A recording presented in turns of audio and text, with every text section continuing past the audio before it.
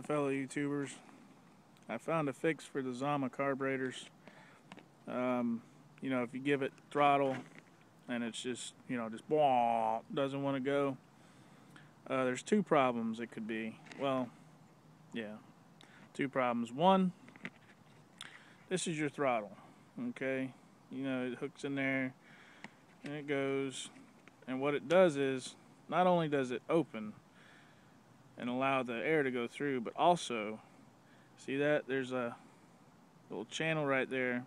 So as you turn it, it actually opens up and goes up like that, and that's your main jet right there. So the more you give it throttle, it goes up and allows more gas to enter.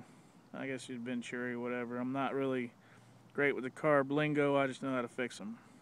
So what it's doing is, see that little pin right there? This one doesn't have it on it, but there's actually a little roller bearing. Sometimes they fall off, and it's real easy to tell because with this on there, it should real freely, move back and forth. Usually if that's falling off, it's hard, it doesn't want to bounce right back. It acts like it's dragging. And it'll actually, because this one actually fell off, and you see it'll start eating a groove in the side of the thing, tearing it up. So you need to be careful of that whenever you take this carburetor apart to clean it, is that thing will fall off and you won't be able to find it. You can just, unless just be real careful. So there's a little roller bearing needs to go on there. If that's on there and this is operating properly, then that's not the problem. One way you can check this without even taking anything apart is go ahead and put your unit on wide open throttle and then take a screwdriver and actually physically push that up. And if it makes it run like it's supposed to, if you do that, chances are that roller bearing is not there anymore. So you're going to have to fix that. So if that's not the problem, if that's working like it should and it's still running like crap, here's the other problem I found. The carburetor's plugged. And you're going to have to take and get the main jet out of here. Now right here, it's like a copper or brass with a plastic center plug in there. And what I did is I took a Dremel, got the plastic out of there, then you can see the flathead of the jet.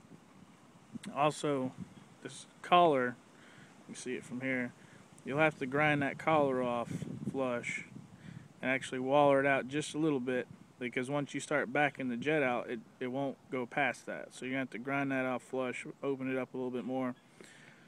Other thing is this plastic right here, you're going to have to dig this out. I took my Dremel and just started in the center and got down. You'll see the brass jet, and then took a flathead screwdriver and a pick and picked about half of the plastic away off the top. All that's doing is locking the threads in there. So you don't want to take it all out, because it does lock the jet in place wherever you set it at. Just get that out first, then start removing this to the, and every once in a while check, see if you can turn that jet. If you're popping the screwdriver off and it's breaking little chunks off, you need to keep eating away at this a little bit more.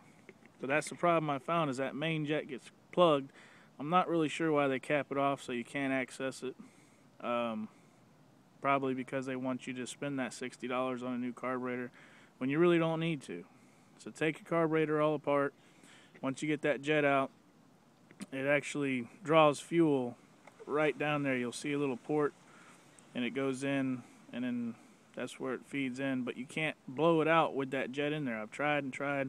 It doesn't work. So you're going to need to get that out of there. Then go ahead and blow all this out of here.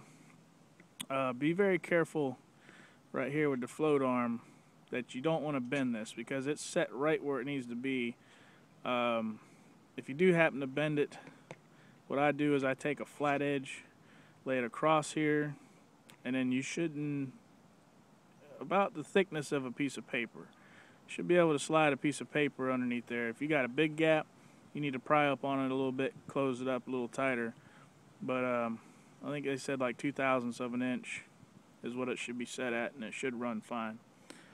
Alright, so let's say you got it all cleaned out.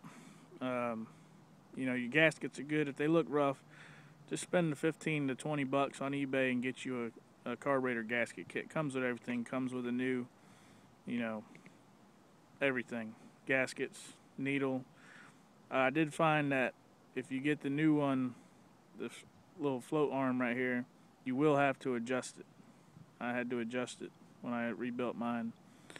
But anyways, blow it all out. Make sure you blow that main jet out, and then go ahead and run it all the way in there. You know, you don't put no super strength on it. Just crank it in until it stops.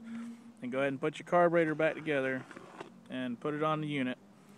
And then it'll be, see if I can focus. There it is. It'll be right there on your carburetor. So what you do is, once you get it all put back together, primed up, go ahead and lock your throttle on, wide open, start it. It'll run, but it'll be bogging again. And then you go ahead and take a flathead screwdriver and start backing that thing out slowly.